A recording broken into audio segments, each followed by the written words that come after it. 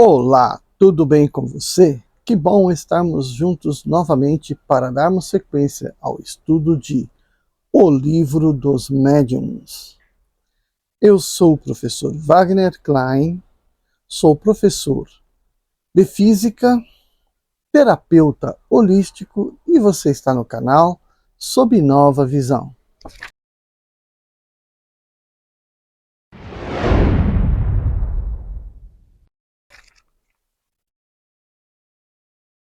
Hoje vamos falar no capítulo 10, Natureza das Comunicações. Comunicações grosseiras, frívolas, sérias ou instrutivas. Então vamos lá. Dissemos que todo efeito que revela em sua causa um ato de livre vontade, por insignificante que seja esse ato, acusa por isso mesmo uma causa inteligente. Assim, um simples movimento de mesa que responde ao nosso pensamento ou apresenta um caráter intencional pode ser considerado como manifestação inteligente. Se o resultado devesse se limitar a isso, não haveria para nós senão um interesse muito secundário. Todavia, já seria alguma coisa em dar-nos a prova de que há nesses fenômenos mais do que uma ação puramente material. Mas a utilidade prática que disso adviria para nós seria nula ou, pelo menos, muito restrita.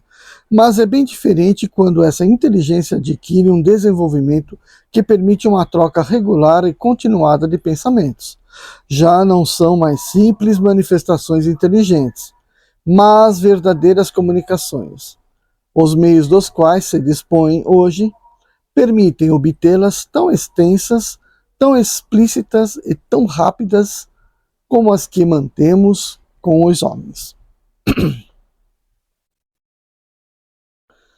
Se está bem compenetrado segundo a escala espírita, da variedade infinita que existe entre os espíritos sob o duplo aspecto da inteligência e da moralidade, conceber-se-á facilmente a diferença que deve existir em suas comunicações. Devem refletir a elevação ou a inferioridade de suas ideias, seus saberes e sua ignorância, seus vícios e suas virtudes. Em uma palavra, elas não devem se assemelhar mais do que a dois homens, desde o selvagem até o europeu mais esclarecido. Todas as diferenças que possam apresentar podem ser agrupadas em 4 categorias principais. Segundo o seu caráter mais acentuado, elas são grosseiras, frívolas, sérias ou instrutivas. As comunicações grosseiras são aquelas que se traduzem expressões que chocam a decência.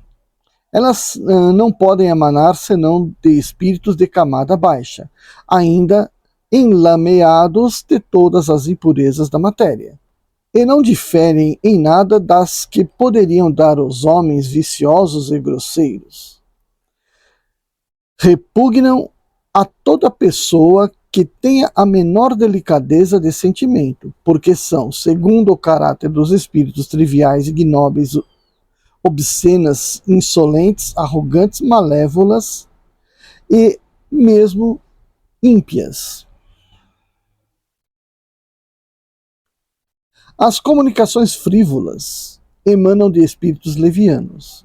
Então vamos ver. Peraí. Então, o que é o espírito grosseiro, né? É aquele espírito que mostra a sua ignorância, né? Seja no aspecto preconceituoso, seja no seu aspecto realmente intelectual, seja nas nos seus vícios, né? Seus vícios, seja na sua no gênero que ele habita, né? O corpo que ele habita. Então, por ser um espírito grosseiro, ele é altamente influenciado pela matéria, né? O que é o preconceituoso, senão aquele espírito que rejeita aqueles que não têm a sua mesma aparência, né? Aparência ou semelhança, não tem a sua semelhança. É branco rejeitando negro, rejeitando oriental, rejeitando indígena, né? Ou também acontece com os outros, com os demais, né? Uns rejeitando aos outros porque eles não toleram a diferença. Isso, portanto, se deve ao quê? Às suas percepções terrenas sobre a matéria. Aqueles, por exemplo, machista, né? O que é o machista? É o cara, o espírito que está embebido das sensações determinadas pelo corpo masculino, que exacerbam esses sentidos, né? De maneira a não compreender uma igualdade com outro gênero. Não aceitarem uma igualdade com outro gênero. São aqueles que rejeitam, por exemplo, a homossexualidade de uma forma grosseira, né? Então esses são os espíritos grosseiros, comunicações grosseiras. Então, no verbalizar seus pensamentos, as suas ideias, eles carregam toda essa grosseria, né? As comunicações frívolas emanam dos espíritos levianos, zombeteiros e travessos, mais maliciosos do que maus, e que não dão nenhuma importância ao que dizem. Como não têm nada de inconveniente, agradam a certas pessoas que com elas se divertem, e encontram prazer nessas entrevistas fúteis, onde se fala muito para não se dizer nada. Esses espíritos, algumas vezes, rivalizam em tiradas espirituosas e mordazes e, em meio a gracejos banais, dizem duras verdades que ferem quase sempre com justiça. Esses espíritos levianos pululam ao nosso redor e aproveitam todas as ocasiões para se misturarem nas comunicações. A verdade é o menor dos seus cuidados, e é por isso que tem um maligno prazer em mistificar os que têm a fraqueza, ou, algumas vezes, a presunção de neles crer sob palavra. As pessoas que se comprazem nesses tipos de comunicações dão naturalmente acesso aos espíritos levianos e enganadores. Os espíritos sérios delas se afastam, como entre nós os homens sérios se afastam das sociedades de estouvados.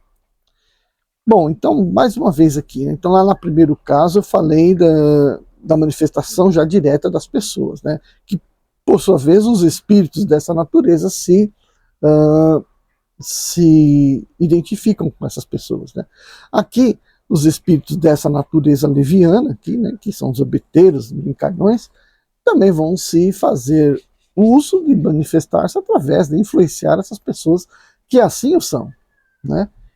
Que não tem muito compromisso com as coisas que falam. E é uma grande quantidade de pessoas desse tipo, né?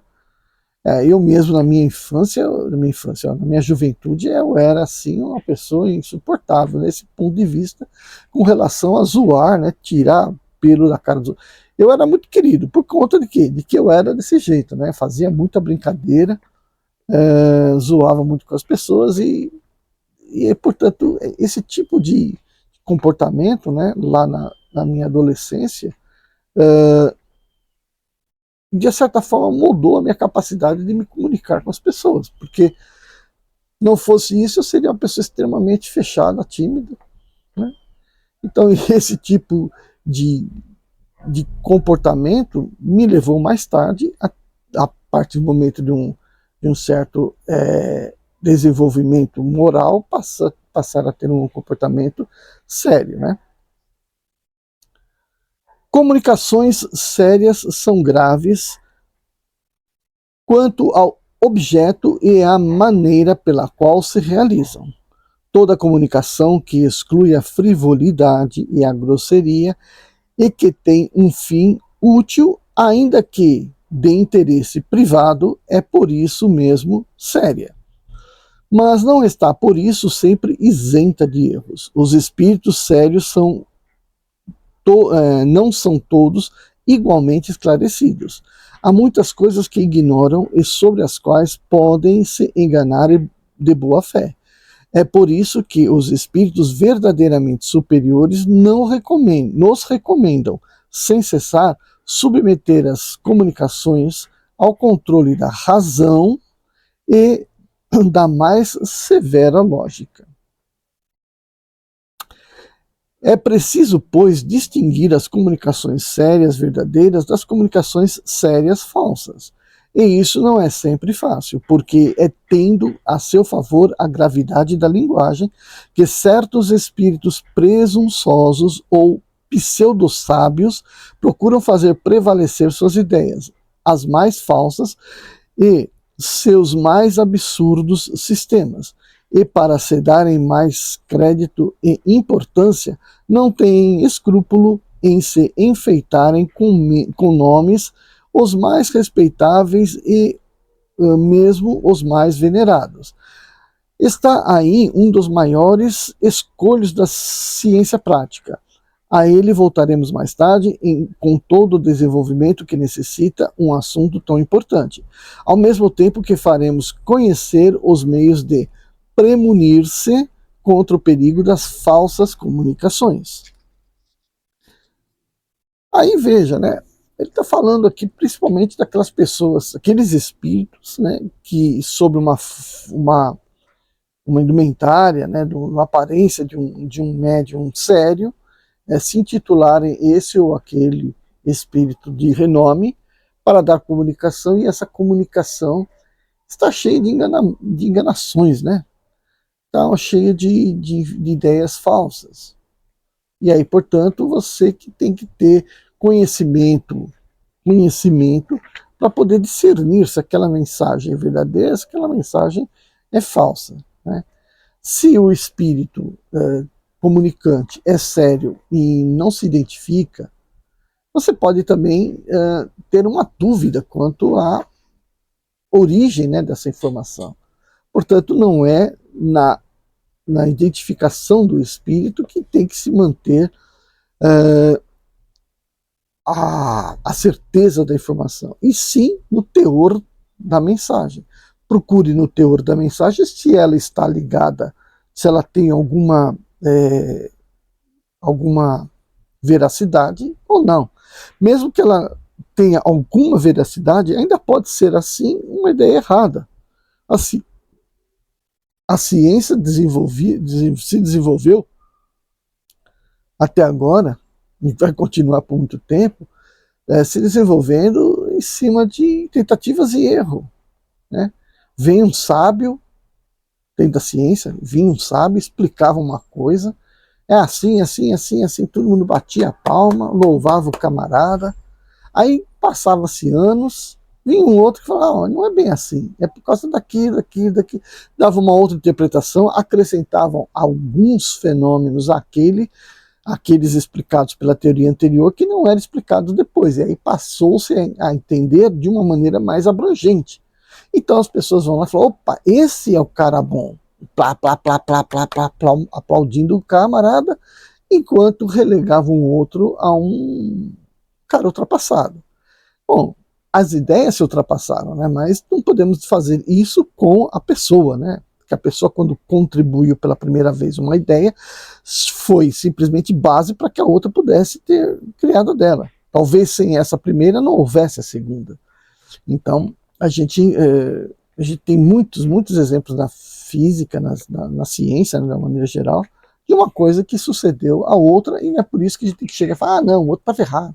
Né? O cara não sabia nada. Ou, por exemplo, da Grécia, né? Ah, os gregos erraram tudo. Não, eles começaram praticamente todas as ciências, né? E deram um pontapé inicial a todas elas. Então, portanto, ainda que foram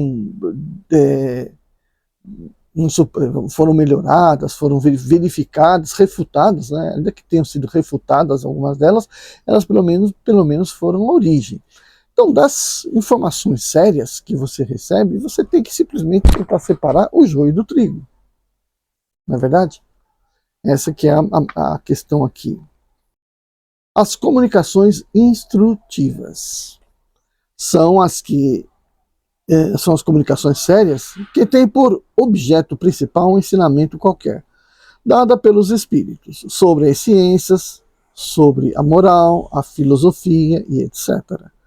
Elas são mais ou menos profundas, segundo o grau de elevação e de desmaterialização do espírito. Para retirar dessas comunicações um fruto real, é preciso que sejam regulares e continuadas com perseverança.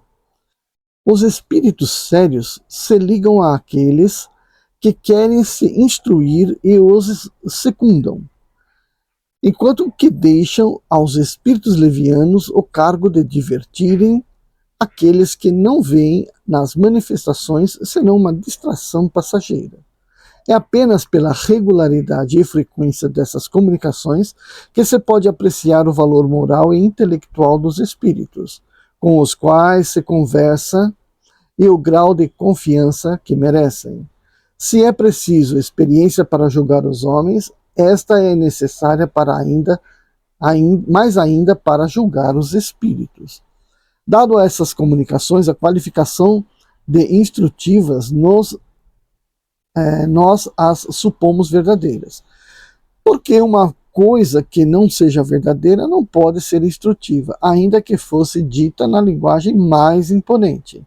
Não poderíamos, pois, alinhar nesta categoria certos ensinamentos que não têm, de sério, senão a forma, empolada e enfática, com a ajuda da qual os espíritos, mais presunçosos do que sábios, que as ditam, esperam iludir. Mas esses espíritos, não podendo suprir o fundo que lhes falta, não poderiam sustentar seu papel por longo tempo. Traem cedo seu lado fraco por pouco que suas comunicações tenham continuidade, ou, quando se sabe, empurrá-los para as suas derradeiras fortalezas. Então, o que está dizendo aqui, né? Uma comunicação, por mais bem feita que seja, por mais que pareça ser verdadeira, pode estar embasada em falsidade. E, portanto, essa falsidade, mais cedo ou mais tarde, será mostrada, né? É uma coisa que acontece muito e aconteceu bastante aí na nossa política, né? Mostrando que o brasileiro, nesses últimos anos aí, começou a aprender, né, o problema que está em dar crédito a certas informações sem embasamento real, né?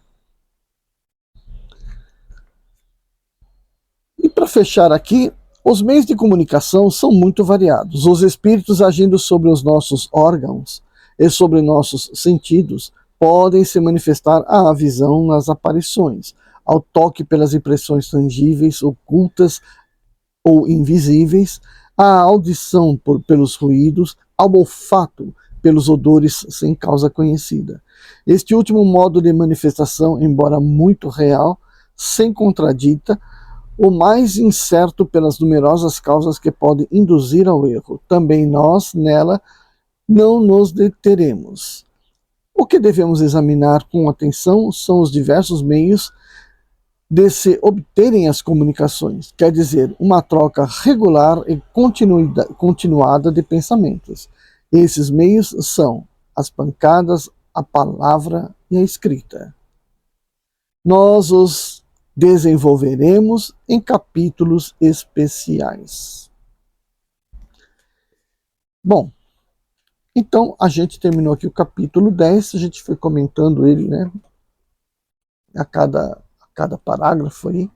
Então não restou muita coisa para a gente falar aqui no fim, mas é bom a gente estar sempre pensando que, seja lá qual for a comunicação do espírito, ela passa pelo médium, passa pelo médium, passa pela pessoa que está comunicando.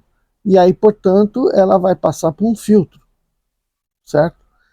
Quanto mais afinado esse filtro estiver com o espírito comunicador, mais regular fica essa informação, né? Se o espírito é leviano, a pessoa que vai transmiti-la deve ser também uma pessoa leviana. Se a pessoa é uma pessoa séria, o espírito da pessoa já é um espírito sério, então uma comunicação leviana deverá ser meio que difícil passar por ele, né? Vai ter uns seus filtros. Então não vai ser tão fácil. E assim vai indo, né? Isso aqui está separado em 4 grupos e cada grupo desse você pode separar em diversas partes, né? Quanto mais a gente vai conhecendo pessoas, mais a gente vai entendendo aí como são as personalidades das pessoas.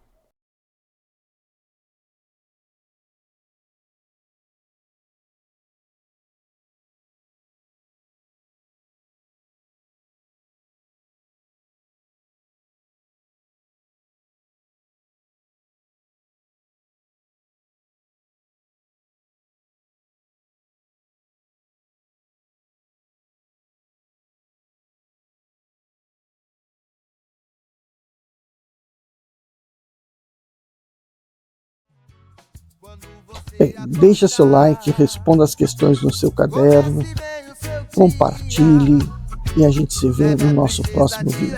Tchau, tchau. E por somente alegria, sei, oh,